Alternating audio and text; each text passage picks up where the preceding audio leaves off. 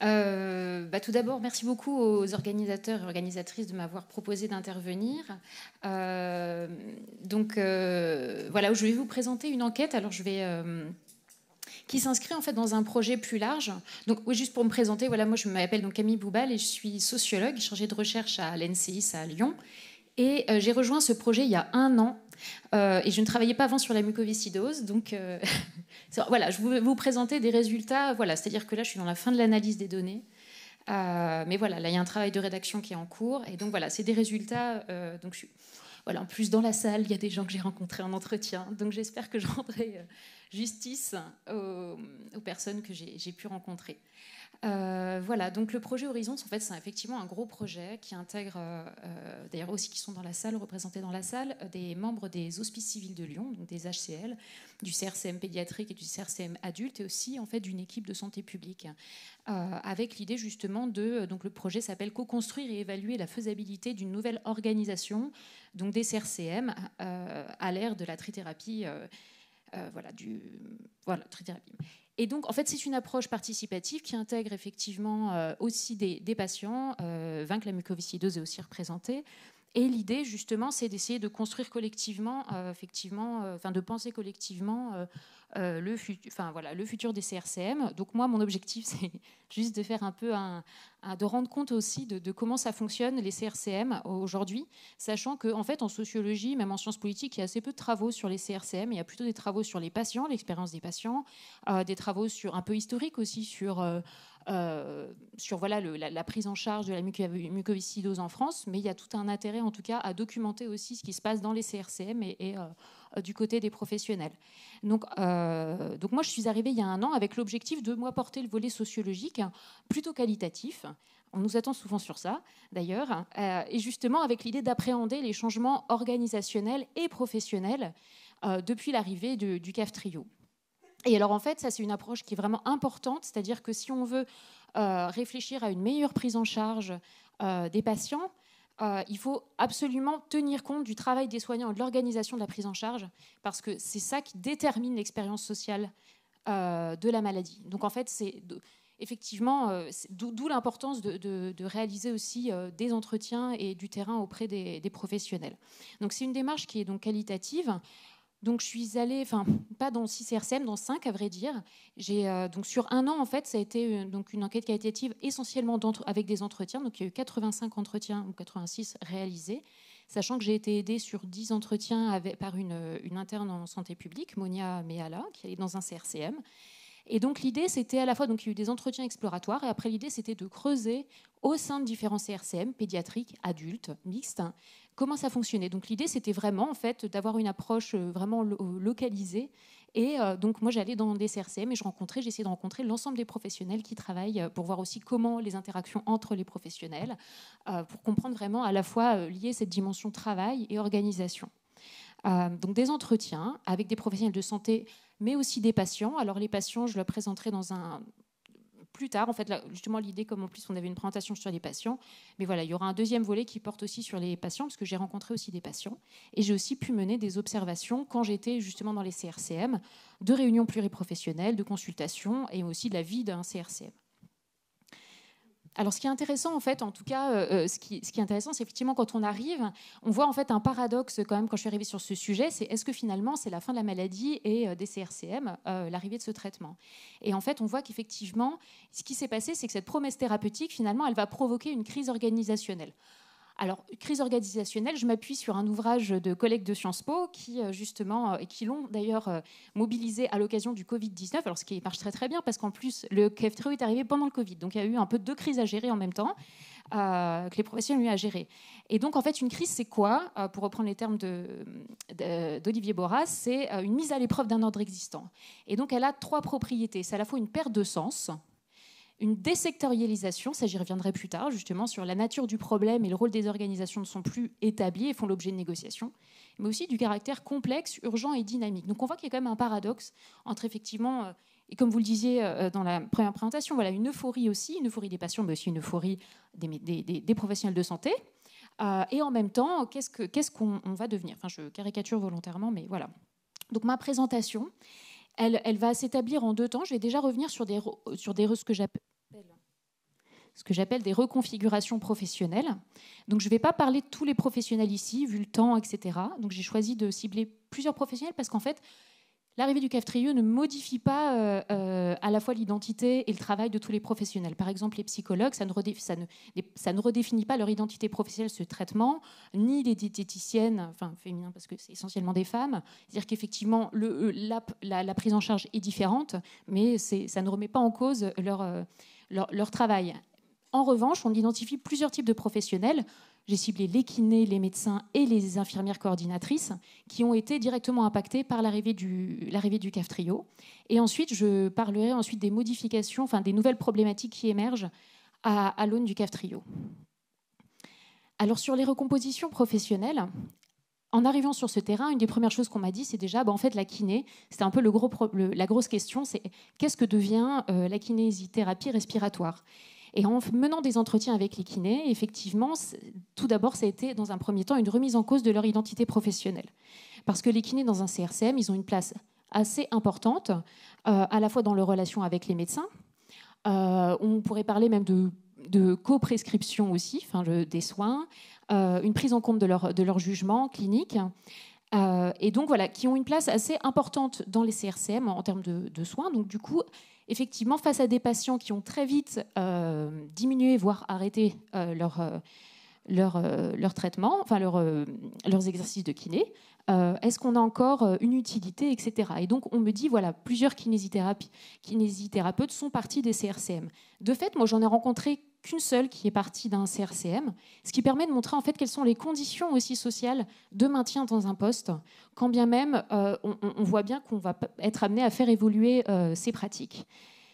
Donc, par rapport aux incertitudes, effectivement, se posent des questions qui d'ailleurs sont débattues aussi à l'occasion des journées scientifiques, c'est-à-dire est-ce qu'il faut maintenir quelle fréquence des séances, le contenu des pratiques même, quel sens à maintenir encore du drainage, est-ce qu'on n'irait pas plutôt sur de travailler la posture, faire de la surveillance, etc. Et ce qui est intéressant, en fait, c'est que sur ces questions-là, en fait, on voit qu'il y a déjà eu... En fait, c'est les patients, je dirais, qui ont presque, eux, défini les règles du jeu. Pour citer une kinésithérapeute depuis 20 ans dans un CRCM, qui dit on a suivi nos patients, c'est-à-dire qu'on n'a pas le choix. Nos patients, ils ont décidé eux-mêmes comment ils allaient faire leurs soins, donc on s'est adapté à ça, bien sûr. Donc, effectivement, la réduction des soins, elle est déjà de fait mise en place par les patients eux-mêmes. Et donc, du coup, on voit des pratiques qui évoluent du côté des kinés, effectivement, où on redéfinit le métier, on redéfinit aussi sa pratique, les gestes qu'on va réaliser. Mais on voit aussi apparaître de nouvelles coopérations. Et ça, c'est assez intéressant, c'est-à-dire que dans des CRCM aussi plus portés, justement, j'y reviendrai plus tard, sur l'éducation thérapeutique du patient, par exemple, on voit qu'il y a eu des reconfigurations autour de la question de l'éducation thérapeutique, justement de suivi de patients, de suivi de grossesse, d'investir d'autres missions au sein, qui étaient déjà là, mais d'investir aussi d'autres prises en charge. Et on voit aussi de nouvelles coopérations qui étaient déjà bien sûr là, mais qui ont été renforcées, avec notamment les APA, qui sont présents dans les CRCM à échelle variable. Ça peut être soit des petits temps, et du coup, ça joue bien sûr sur l'investissement dans les CRCM, mais voilà, et même d'ailleurs où ils peuvent être investis dans le travail de soins. Donc on voit effectivement que, loin de simplement, on n'observe pas une désaffection totale des kinés, mais vraiment une redéfinition de leur travail, et de se demander est-ce que finalement, on n'est pas, pour reprendre une expression d'une kinésithérapeute, on n'est pas crachothérapeute, donc comment on peut faire évoluer aussi nos pratiques. Alors après, les médecins, je suis volontairement un peu caricaturale parce que c'est une présentation, donc, mais c'est aussi pour vous faire réagir. Alors sur les médecins, en fait, les médecins, je vais distinguer plusieurs évolutions des médecins selon qu'ils sont à la tête d'un CRCM. C'est pas la même chose que de diriger coordonner, je sais pas le terme, être responsable de CRCM et justement intervenir de manière peut-être plus ponctuelle. Ce qu'on observe dans tous les cas, c'est que les médecins sont la problématique émergente, c'est la question de, je cite leur terme, l'observance thérapeutique. En fait, une question qui émerge très très vite, c'est de se dire très bien, il y a un traitement, mais comment faire pour qu'il continue de le prendre sur le long terme. Et donc il y a une série d'incertitudes qui émergent aussi, notamment en pédiatrie, se demander, pour des patients qui ont eu un traitement jeune, qui n'ont jamais connu des exacerbations, ça va leur faire tout drôle à l'adolescence de découvrir ça, et est-ce qu'ils vont être capables de gérer, et donc voilà, donc il y a vraiment cette question-là, donc notamment cette question de comment on peut assurer cette observance thérapeutique. Et pour certains, la question des interrogations autour des frontières du métier. Je ne dis pas que c'est le cas de tous, mais en tout cas, se pose la question de se dire, est-ce que finalement, quelle place, est-ce que je ne fais pas finalement de la médecine générale ou de la pédiatrie générale aujourd'hui? Donc il y a vraiment un questionnement autour de l'identité professionnelle, de justement ne plus avoir à gérer d'urgence, moins d'urgence, moins de crise aussi. Ce qu'on m'explique aussi, c'est que certains professionnels me disent en fait, maintenant, je peux, quand je travaille dans un autre service, on ne m'appelle pas 2 à 3 fois par jour pour gérer la mise en place d'une cure intraveineuse, etc. Donc on voit aussi que l'arrivée du Kaftrio, ça leur permet en fait de gérer aussi leur activité dans d'autres services, là où c'était compliqué pour eux. Et ça montre aussi le débordement de l'activité aussi hors CRCM. Donc voilà. Et se pose la question de se dire, mais est-ce que finalement, certaines questions qu'on nous pose, ça devrait pas être plutôt du côté des médecins généralistes, du médecin traitant, qu'il devrait se tourner? Mais le problème, en fait, il y a aussi le problème de se dire, mais en fait, un médecin traitant qui peut-être dans sa vie n'aura que 2-3 patients de la mucoviscidose, est-ce qu'il va s'investir dans une formation spécifique? Enfin, ça pose plein de questions. Et aussi, effectivement, il y a eu un lien privilégié qui a été créé dès la naissance avec les patients. Donc, effectivement... et on demande d'ailleurs aux patients effectivement de quand même rendre compte, et c'est important d'ailleurs pour le CRCM, que les patients n'hésitent pas à appeler, ou n'hésitent pas à dire en cas de problème. Donc en fait, il y a quand même cette relation sur la durée qui fait qu'effectivement, ça ne va pas de soi de dire maintenant on délègue au médecin généraliste. Ça pose quand même plein de problèmes. Mais voilà, pour vous donner 2 citations d'une gastropédiatre qui me dit, voilà, le soutien à la parentalité, les troubles du neurodéveloppement. En fait, nous, on est CRCM, on n'est pas CAMS, on n'est pas autre chose. Donc vraiment, la question, c'est de se dire, mais en fait, qu'est-ce qu'on gère, nous, en tant que médecins? Et j'ai une autre citation, j'ai pris celle j'ai pris les plus mais j'ai trouvé intéressante. Elle me dit, ça faisait 20 ans qu'on était à redouter des choses graves, à dire, faut pas rater le coche de la transplantation, pas rater le coche. Et puis, au bout d'1 an, le problème, ça devient la cellulite aux cuisses. C'est vrai que j'étais pas forcément formatée pour ce genre pour ça, quoi. Donc effectivement, et donc on voit, j'ai en tête 2-3 professionnels qui envisagent effectivement de réduire leur activité en CRCM parce qu'elles s'y retrouvent pas. Voilà, l'idée c'est, voilà. Donc face à cet allègement, ce qui est perçu comme un allègement aussi, et des consultations plus rapides, et voilà. Alors c'est pas le cas de tous les médecins, je précise, hein, mais c'est vrai que c'est quand même important de le souligner que certains ne s'y retrouvent peut-être plus complètement aussi dans leur travail. En ce qui concerne justement les médecins qui, eux, gèrent, qui ont à la tête justement cette mission de gestion des CRCM, se pose vraiment une question plus aussi politique et stratégique, on va dire, c'est-à-dire de la crainte aussi que les CRCM disparaissent. Et donc, du coup, ils n'ont pas tout à fait les mêmes stratégies c'est-à-dire de se dire, mais en fait, le CRCM, à l'échelle d'un hôpital, en plus, j'en parlais, voilà, c'est effectivement présenté parfois comme, voilà, on est chanceux, on nous envie par rapport à d'autres services de l'hôpital, on a des moyens. Et en fait, la crainte, c'est de se dire, mais est-ce que si on dit que ça va bien, ou si, voilà, est-ce qu'en fait, on risque pas aussi de perdre en qualité de suivi, de perdre aussi ce qu'on a aujourd'hui? Et donc, en fait, ce qu'on voit, c'est que très vite, des responsables de CRCM ont anticipé la peur, anticipé une baisse des financements, parce qu'effectivement, on me dit que c'était en discussion effectivement au ministère de la Santé, mais bon, ça mériterait une autre enquête, ce qui se joue aussi au niveau national. Mais voilà, donc il y a déjà à l'œuvre en fait des nouvelles prises en charge qui sont mises en place. Et c'est pour ça, quand je vous parlais de crise, il y a une question de décloisonnement, c'est de se demander, mais en fait, est-ce que les CRCM ont vocation à ne prendre en charge que des patients qui ont la mucoviscidose? Donc de fait, de manière plus ou moins informelle, on prend en charge des patients avec d'autres maladies rares, la dyskinésie ciliaire, par exemple. Alors, semble-t-il que ce n'est pas non plus complètement récent, mais du coup, voilà, on va prendre en charge d'autres patients pour profiter du plateau technique, profiter, je cite les termes, voilà, aussi des professionnels qui sont là, des kinésithérapeutes, etc. Donc, on voit qu'il y a de nouvelles prises en charge, voire même une extension des missions du CRCM. Et ça, effectivement, de manière plus formalisée, on voit que, par exemple, je vais me cibler sur la question de la labellisation. En très peu de temps, d'ailleurs, je crois que depuis 2019, il y a des CRCM qui ont été labellisés maladies rares, enfin filière maladie, je ne veux pas dire de bêtises, maladies rares, respiraires, et qui en fait impliquent l'arrivée en fait de nouveaux patients. Et de fait, les professionnels aussi des CRCM se trouvent aussi à devoir prendre en charge ces réorganisations, et donc ça vient aussi bousculer le travail. Donc ça ne va pas du tout de soi non plus, mais j'y reviendrai. Donc je termine enfin sur les infirmières coordinatrices. Quand je suis arrivée en CRCM, tout le monde me disait, voilà, on est au cœur. Alors les infirmières elles-mêmes, mais même les autres professionnels me disaient, mais en fait, on est au cœur du CRCM.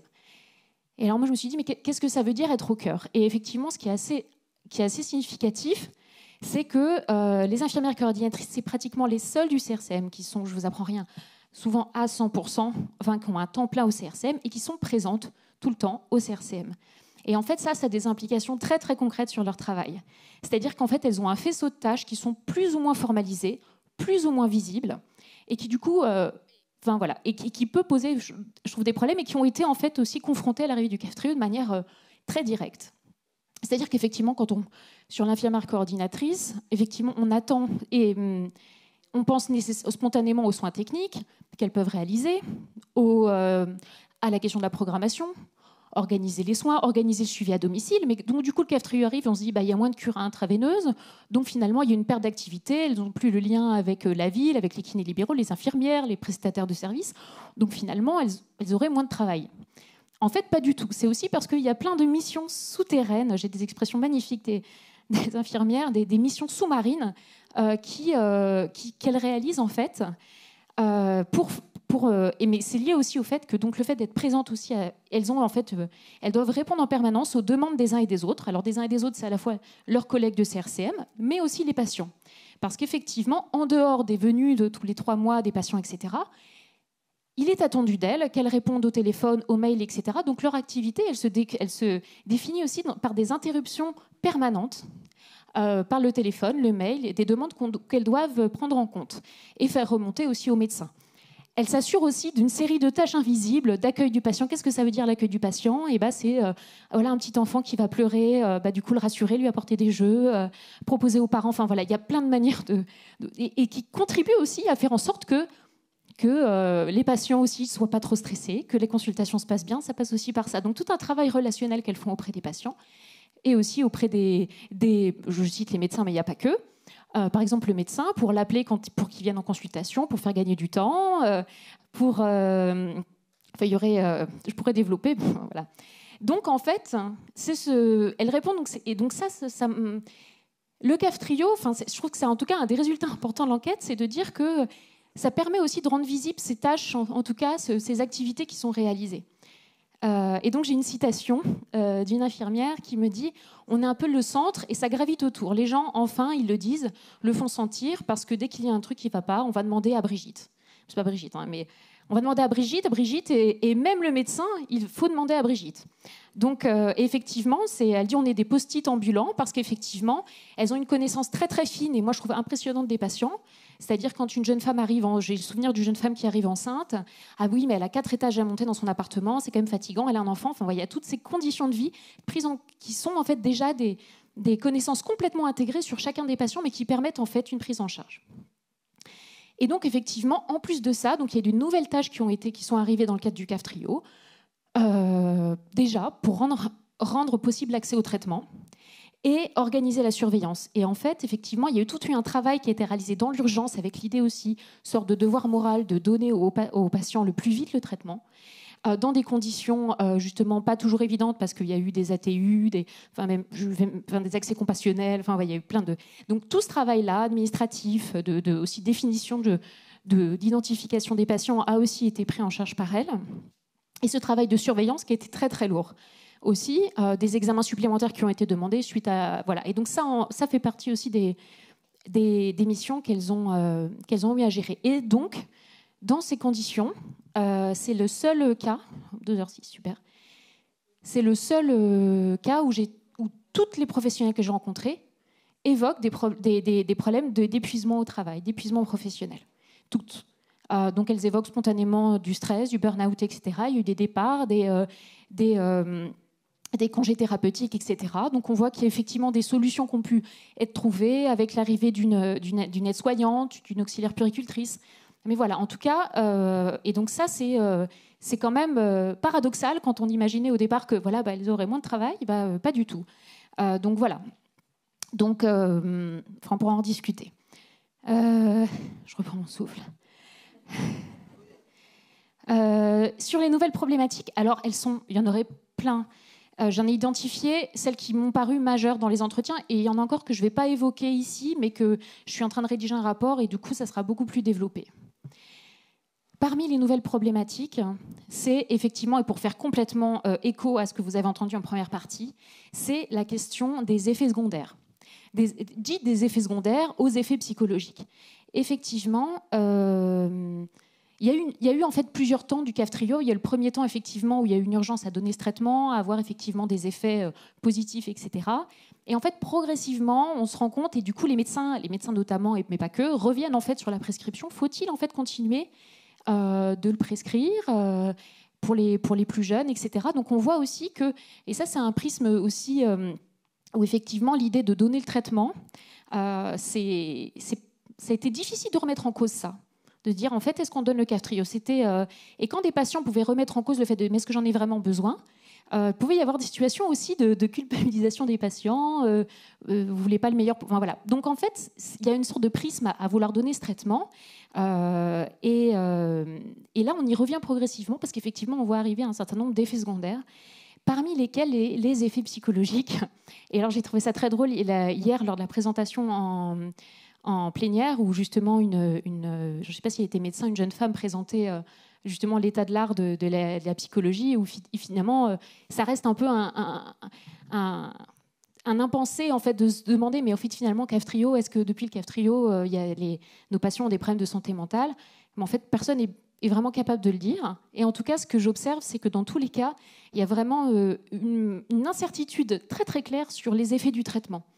Et en général, on va se dire, on voit qu'il y a plein de causalités alternatives qui sont proposées. Effectivement, celle de c'est un trouble dans leur vie, donc en fait, le fait d'avoir un CAF-TRIO, ça de fait chamboule, donc c'est pas lié aux médicaments. L'âge aussi, une approche par l'âge. Par exemple, oui, mais il y a les 2 ans. À 2 ans, les enfants sont un peu perturbés, mais après, ça va mieux. Ou l'adolescence. À l'adolescence, il y a une lecture en fait par âge, ou une lecture aussi par... Enfin voilà, donc qui fait que ça produit un petit peu aussi de l'ignorance sur, même si on voit émerger effectivement les équipes au sein des CRCM, donc c'est pour ça que je nuance et tout, les psychologues aussi, et j'y reviendrai sur aussi comment elles ont permis aussi de faire émerger la parole des patients et de prendre en compte ces dimensions-là. Mais on voit que ça n'a pas du tout été évident. Et c'est pour ça d'ailleurs que je voulais parler du travail justement des psychologues, notamment, mais pas que, qui ont mené ce que j'appelle c'est pas moi qui parle, un travail émotionnel. Donc ça, c'est un concept d'une sociologue pour désigner en fait, notamment dans les métiers de service, mais pas que, dans l'intimité, le fait qu'on se doit d'exprimer certaines émotions et d'en réfréner certaines afin de produire en fait un état émotionnel chez le destinataire. Et donc ces sociologues ont travaillé notamment sur les hôtesses de l'air, et le fait que quand on est hôtesse de l'air, il faut sourire. Elles ont étudié les formations des hôtesses de l'air, il faut sourire, rassurer, il faut, quand il y a des turbulences, surtout pas montrer qu'on a peur, parce qu'on veut faire en sorte que les passagers se retiennent d'avoir peur. Et ça veut dire aussi résister aussi quand on se fait agresser par un passager, effectivement, de rester calme. Et ça, en fait, ça s'apprend. Et c'est un travail souvent invisible. Et en fait, c'est à peu près pareil ce qui s'est passé. Bon, déjà, le travail des soignants est clairement, il y a clairement un travail des émotions pour justement faire en sorte que le patient soit calme, soit rassuré, etc. Mais en fait, on voit qu'avec le CAF-TRIO, il y a eu aussi un travail qui a été fait auprès des professionnels pour les aider justement à réfréner leurs émotions. Parce que pour certains qui ont effectivement eu 20 ans à traiter des patients qui étaient dans des situations cliniques très graves, ce traitement, c'était effectivement miraculeux. Et ça a été compliqué aussi de voir, et eux-mêmes le disent, de voir ce que ça peut aussi présenter, d'arriver à entendre. Eux-mêmes le disent, il m'a fallu du temps pour entendre. Et c'est là où on voit qu'il y a eu le rôle, et notamment du GTEM, il y a eu des groupes, des ateliers collectifs. Il y a eu aussi à l'échelle locale des psychologues qui ont fait remonter des choses aussi pour dire attention, le CAF Trio, c'est pas le cadeau du Père Noël, etc. De remettre en cause en fait ce traitement-là, ce discours-là, pour justement pouvoir peut-être entendre la parole des patients. Enfin, se pose la question de favoriser l'autonomie. Alors j'ai mis l'autonomie entre guillemets parce que sur le principe, on est tous d'accord que c'est important que les patients soient autonomes, réalisent leurs soins, etc. Mais on peut se poser quand même la question de ce que ça implique en fait. Est-ce que c'est au détriment aussi d'une perte de moyens, d'une perte, de moins, voilà. Et donc dans un contexte où effectivement, et ça c'est pas propre à la mucoviscidose, mais dans le contexte hospitalier aussi, de se dire que voilà, que ça, il n'y a pas une réduction aussi des moyens, parce qu'on peut quand même craindre ça. Et donc du coup, il y a aussi un réinvestissement dans l'éducation thérapeutique. Et je vais peut-être terminer là-dessus. Effectivement, l'éducation thérapeutique du patient, ce qui est intéressant en CRCM, c'est qu'on observe des acceptions variées de ce qu'est l'éducation thérapeutique. Alors, l'éducation thérapeutique du patient, ça peut très bien, d'un point de vue formel, déposer un dossier à l'ARS, quelque chose d'assez lourd, jugé trop intellectualisé, effectivement, qui est assez éloigné des pratiques des professionnels. Mais en fait, les professionnels le disent à peu près toutes et tous, que c'est aussi l'éducation thérapeutique, c'est aussi un changement de posture. C'est dans la relation avec les patients, la manière de poser les questions. On ne va pas leur demander est-ce que vous prenez vos traitements tous les jours, mais quand vous oubliez de prendre vos traitements, comment vous faites ? Voilà, donc ça peut être aussi un changement de posture, voire un prolongement des compétences professionnelles. Et d'ailleurs, on voit qu'il est souvent attendu, pas que, mais aussi des infirmières coordinatrices, cette mission d'éducation thérapeutique. Et en fait, dans tous les cas, même si en fait, dans les discours, on parle des puristes, il y aurait des CRCM puristes de l'ETP et d'autres qui seraient anti-ETP, dans la pratique, en réalité, c'est moins clivé que ça. On voit effectivement, d'ailleurs elles me le disent, on me le dit, qu'on fait de l'éducation sauvage quand on a le temps, parce qu'effectivement, ça reste quand même une activité reléguée par rapport à des priorités de soins. Mais éducation sauvage, d'ailleurs, on le retrouve aussi même en cancérologie. En fait, c'est marrant, j'ai retrouvé dans des papiers le même terme dans d'autres services, voilà. Mais ce qu'on observe quand même, c'est que même s'il y a une injonction institutionnelle à développer de l'ETP, à déposer des projets auprès de l'ARS, à développer, malgré tout, il y a quand même des freins, des difficultés persistantes à mettre en place l'ETP. Tout d'abord, dans l'organisation du travail. Effectivement, c'est peu compatible avec les venues du patient, la gestion l'organisation des consultations. La question aussi du désintérêt des patients. Je le dis comme ça, c'est peut-être pas idéal, mais c'est que en fait, c'est très compliqué de faire rester des patients au CRCM. Déjà, tout l'enjeu, c'est maintenant avec le CAF Trio, il y a un enjeu où les patients nous demandent d'espacer les séances. Alors, une fois qu'ils ont vu le médecin, ce qu'ils ont envie, c'est de partir. Et donc, du coup, la séance de TP après, ça passe pas. Donc voilà. Et effectivement, et dans plusieurs cas de terrain, effectivement, il y avait des séances de TP prévues et au final, il y a des annulations. On se retrouve avec 2 patients lors d'ateliers collectifs, par exemple. Et aussi, je voulais terminer sur un manque de reconnaissance aussi de l'activité de TP. Et ça pose la question de la cotation. On en vient à cette question de la T2A et aussi de comment on reconnaît ces activités-là, effectivement. Parce que c'est une activité où effectivement difficile à tracer aussi dans les logiciels hospitaliers. En tout cas, je sais que le GTM travaille aussi à améliorer aussi cette traçabilité pour reconnaître ce travail-là. C'est une activité aussi qui est peu valorisée économiquement, donc du coup un petit peu délaissée aussi. Et donc il y a un enjeu aussi de faire reconnaître ça et parfois même symboliquement. D'où le fait que le GTM par exemple va soutenir le fait de 3 minutes, le fait de développer le TP aussi pour dire ça ne va pas nous rapporter d'argent, c'est pas, voilà, mais au moins, ça permet de rendre visibles les activités que font les professionnels au quotidien. Peut-être pas effectivement dans le cadre de sessions formelles, mais d'ailleurs, la question, le faut-il en fait ? Faut-il vraiment ? Où est-ce qu'on... Enfin voilà, donc ça pose ces questions-là. Voilà. Et la suite, donc j'ai pas de conclusion de résultat parce que comme je vous disais, je suis encore dans l'analyse des données, c'est encore du matériau brut et qui s'affinera avec le temps. Et là, du coup, l'analyse à suivre, c'est qu'il y a un volet dont je vous ai pas parlé, c'est aussi la question de l'accès au droit, parce que ça, c'est comment ça évolue, comment c'est appréhendé aussi, quelle place des assistantes sociales au sein des CRCM. Donc ça, c'est un autre volet que j'ai pas traité ici, mais que voilà, il y aurait plein d'autres volets que je... Et là, je vais aussi continuer en analysant aussi les patients, parce que j'ai pu rencontrer une quinzaine de patients qui étaient via justement Les CRCM. Et d'ailleurs, j'en profite pour remercier les infirmières coordinatrices parce que parmi le travail invisible, c'est aussi de favoriser le sociologue qui vient les voir, donc de placer les rendez-vous avec les professionnels, de prendre le contact avec les patients. Donc voilà, ça fait aussi partie de tout ce travail. Donc moi-même, j'aurais rajouté du travail. Et qu'en fait, effectivement, pour rebondir sur ce que vous disiez, Monsieur Lombray, effectivement, on voit quand même que ça s'inscrit dans des tendances plus globales, d'une tendance à l'œuvre dans le milieu de la santé qui se pose la question finalement de ce virage ambulatoire, la question de la coordination ville-hôpital qui ne va pas de soi, cette injonction à l'autonomie des patients, mais sous quelles conditions, mais aussi l'apparition des nouveaux métiers, j'en ai pas parlé, je pourrais y revenir, les IPA, les APA, etc. Voilà.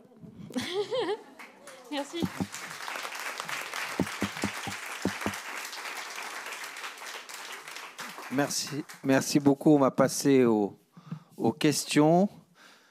Moi, j'avais une question. Vous n'avez pas tellement parlé de j'ai raté, de la culpabilité partagée pour les patients qui n'avaient pas accès au.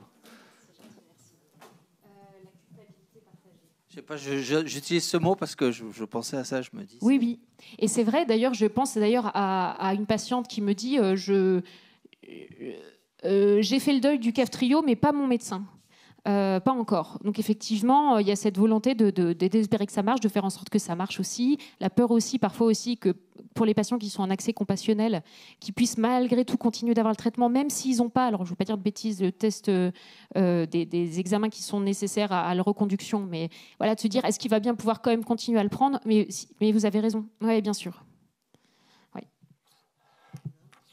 Bonjour. Moi, j'avais une question, vous y avez répondu à la toute dernière minute.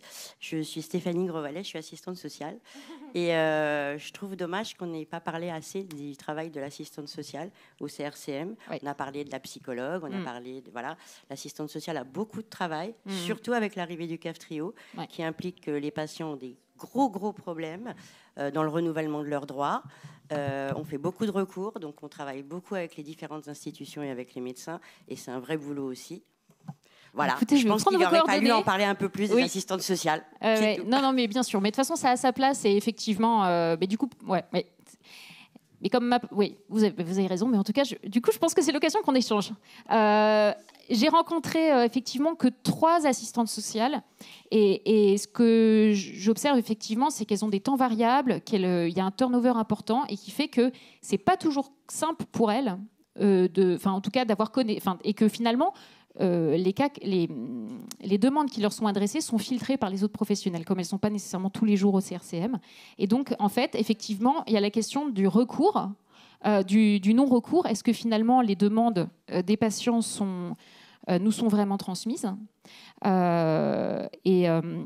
donc voilà, donc effectivement, on voit que finalement ce travail, dans les entretiens que j'ai faits, donc c'est pas du tout représentatif, c'est 3 entretiens, va être aussi pris en charge par d'autres professionnels finalement qui vont le faire justement dans des situations où effectivement, moi j'arrive, il n'y a pas d'assistante sociale, et qui fait que des conditions de travail qui ne sont peut-être pas favorables. Et en tout cas, ce qui est intéressant, en tout cas moi ce que j'ai trouvé intéressant sur cette question des droits, c'est que les professionnels, malgré tout, dans la manière dont ils abordent la question, il y a quand même aussi un travail d'acceptation qui est en train de se faire par les médecins, par les IDEC aussi, de se dire il est possible que ça disparaisse ou que ça diminue, etc. Mais c'est une bonne nouvelle. Vous voyez, une manière de requalifier cette baisse des droits en chance, en fait, pour le futur, une sorte de remise au travail aussi. Enfin, donc il y a un discours aussi qui est présent sur le fait de requalifier un peu cette situation, effectivement, de perte de droits. Mais avec plaisir pour continuer d'échanger. D'autres questions dans l'autre salle?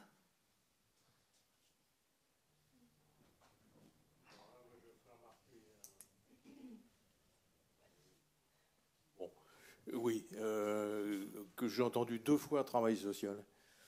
J'ai entendu le travail social des malades, et puis j'ai entendu votre travail social, bien sûr, des professionnels. Et requalifier, ça va être, c'est formidable, c'est une bonne nouvelle. Modulo ce qu'on a entendu avant, le temps que prend la reconstruction, alors de soi-même, c'est une chose, de sa place dans la société, professionnelle notamment. Et comment on s'y prend pour tout ça? Ou est-ce que vous avez entendu des choses de cet ordre?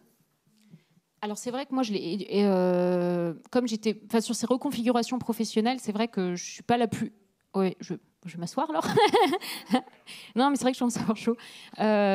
Sur les reconfigurations professionnelles, c'est vrai que ça n'a pas été.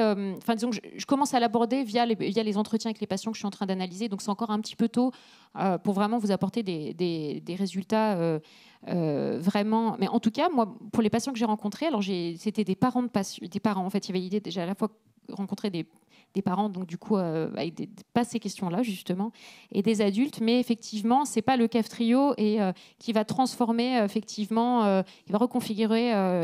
Voilà, c'est-à-dire que ça s'inscrit dans une histoire longue aussi, effectivement, de parcours. D'études, de vie, etc., et auxquels ils sont confrontés aujourd'hui, mais c'est pas le CAF Trio qui va transformer complètement leur. Enfin, en tout cas, ceux que j'ai rencontrés, ça va s'inscrire plus largement dans des. Là, je pense à un patient qui est sous CAF Trio, qui a une 40aine d'années et qui malgré tout, effectivement, ça n'a pas permis non plus, de répondre complètement pas complètement satisfaisant. Et donc, pour lui, effectivement, il est dans un. Ça pose quand même des problèmes de reconnaissance aussi de souffrance au travail, de prise en compte de ce que vous disiez tout à l'heure, hein, de prise en compte aussi du handicap, même si on a le CAF Trio. Donc voilà, je dirais pas en tout cas, j'observe pas une rupture, en tout cas, dans les parcours biographiques, à la petite échelle. Hein.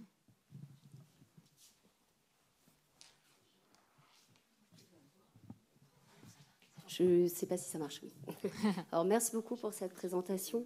C'était très intéressant. Je ne sais pas si vous aurez la réponse à ma question, mais la finalité de toute cette étude, est-ce que c'est finalement d'arriver à établir, ou en tout cas à dessiner des perspectives de nouvelles modalités de prise en charge, de réorganisation au niveau des CRCM et des différents professionnels de santé? Ça reste. Est-ce que vous arrivez à dessiner déjà? C'est ça l'objectif aussi. Pardon. Ah oui, c'est bon. Oui, effectivement. Alors c'est l'objectif, sachant que l'idée, c'est vraiment, puis qu'en plus, moi, c'est pas mes compétences professionnelles de recommandation, ce qu'on peut parfois reprocher aux sociologues, hein, c'est-à-dire, mais du coup, qu'est-ce qu'on fait? Mais l'idée, en fait, c'est effectivement de réunir, là, justement, donc d'ailleurs, les gens, tu sais, vont être lancés notamment via un comité participatif, où l'idée, c'est en fait de réfléchir collectivement à ce qu'on veut garder. Parce qu'en fait, je pense que c'est ça aussi, il y a l'idée aussi d'innovation, de téléconsultation, etc. Et je pense qu'il y a aussi qu'est-ce qui fait que ça fonctionne bien aussi. Qu'est-ce qu'on veut garder et qu'est-ce qui pourrait être amélioré. Donc l'idée, c'est effectivement, là, on est en train de réfléchir à mettre en place des groupes de travail avec des membres de CRCM. Donc ça serait l'idée, c'est de le penser collectivement, par les professionnels eux-mêmes. Ouais. Et justement, est-ce que la possibilité d'intégrer potentiellement des patients partenaires à ces groupes de travail serait envisageable ? Oui, alors il y a effectivement, et notamment via Vaincre la mucoviscidose, il y a des patients, qui vont être intégrés, l'idée de faire des groupes avec des patients. Si. Et peut-être aussi, alors tout ça c'est en train d'être en construction, peut-être on peut envisager par exemple dans un premier temps, parce que si effectivement faire des groupes de travail, se pose la question de est-ce qu'on réunit des médecins, des professionnels avec des patients, est-ce que ça permet de libérer la parole? Ça pose plein de questions méthodologiques, hein.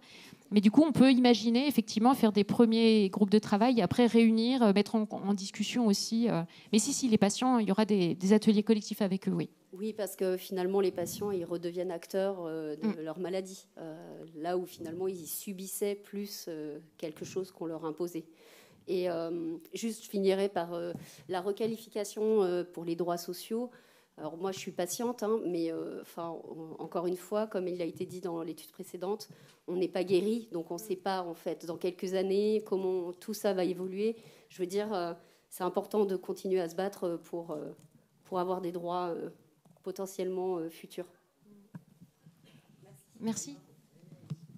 Juste, je me permets de répondre partiellement à Alexandrine, c'est Isabelle Durieux de Lyon. Bien sûr que les patients sont complètement partie prenante dans ce projet. C'est un projet de longue haleine. Hein. Vous avez revu le premier schéma qu'a présenté Camille. On est vraiment à la phase exploratoire actuellement. Et les patients sont présents dans le comité de pilotage, dans le comité participatif et seront dans les groupes de travail, évidemment, puisque le projet, c'est de co-construire un programme d'intervention et qui n'est pas encore construit du tout, puisque ça va être le résultat des différentes enquêtes, dont celle de Camille, qui permettra éventuellement de proposer des réorganisations attestées dans les CRCM volontaires. Voilà. Il y avait une question sur le chat. J'espère que je la retranscris bien. Avez-vous parlé du vieillissement? Alors, j'imagine que c'est le vieillissement des patients.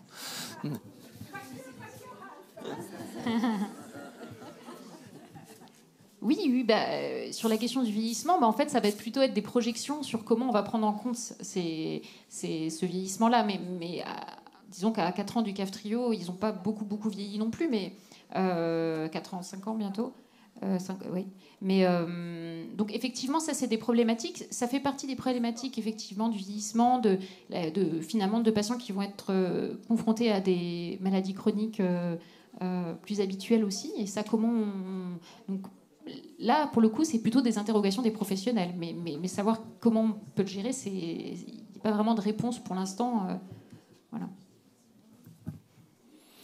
Est-ce qu'il y a des dernières questions? C'est pour rebondir sur le vieillissement, parce que c'est pas complètement anodin ce que je dis quand je dis le vieillissement des professionnels. Et ça, l'étude ne pourra pas le montrer parce que c'est pas son. Mais c'est pas la même chose, la motivation des gens qui ont 20 ans ou 30 ans dans un CRCM et qui voient ça comme effectivement professionnellement un événement majeur qu'on ne vit pas toujours dans une vie professionnelle. Mais l'interrogation qu'on a eue quand on a lancé Horizon, c'est de dire la motivation des professionnels en place, mais la motivation de futurs professionnels. Est-ce que les jeunes pédiatres, est-ce que les jeunes kinés, est-ce que les jeunes pneumologues vont être motivés pour faire de la muco? On n'y répondra probablement pas dans ce travail, mais c'est un vrai enjeu, je pense. C'est un vrai enjeu. J'avais une question qui rejoint un petit peu ce qui vient d'être dit par Madame Durieux. Est-ce qu'il y avait des problématiques qui sont venues un peu sur la formation des professionnels, les nouveaux professionnels qui arrivent, qui vont peut-être moins connaître des patients très lourds, et où les patients vont être assez rapidement sous CAF-TRIO, alors évidemment pas tous, mais une grande partie. Est-ce qu'il y avait des questions comme ça qui émergeaient un peu des soignants ou des patients sur la formation des professionnels? Oui, alors merci beaucoup c'est vrai que du coup ça me permet de rebondir sur la question de l'expérience professionnelle. Et c'est vrai que c'est pas la même chose que d'exercer depuis 20 ans dans un CRCM en tant que médecin et que d'arriver en 2021-2022. Ça c'est très clair. Et justement, ce qui se pose la question de la sensibilité aussi, c'est comme ça que ça m'est exprimé, est-ce qu'on va être sensible de la même façon aux problèmes psychologiques des patients? Est-ce qu'on va considérer ça légitime? Et finalement, voilà, des questions où on me dit parfois les nouvelles générations elles sont peut-être moins sensibles au volet psychologique, au volet social, etc. Parce que nous, on accompagnait beaucoup ça et du coup, on a pris l'habitude de le faire, on continue de le faire. Et du coup, certains se demandent, mais est-ce qu'on ne va pas au-delà de nos missions? Donc effectivement, il y a quand même une question entre, effectivement, et vous avez raison sur le vieillissement des professionnels, ça c'est un vrai enjeu. On va devoir s'arrêter. Merci beaucoup à tous. Un grand merci au Conseil scientifique qui a choisi ces deux présentations. On a eu du temps de discuter, je pense que c'était vraiment nécessaire. Et bonne fin d'après-midi à tous, parce qu'il y a encore des choses à faire et à voir.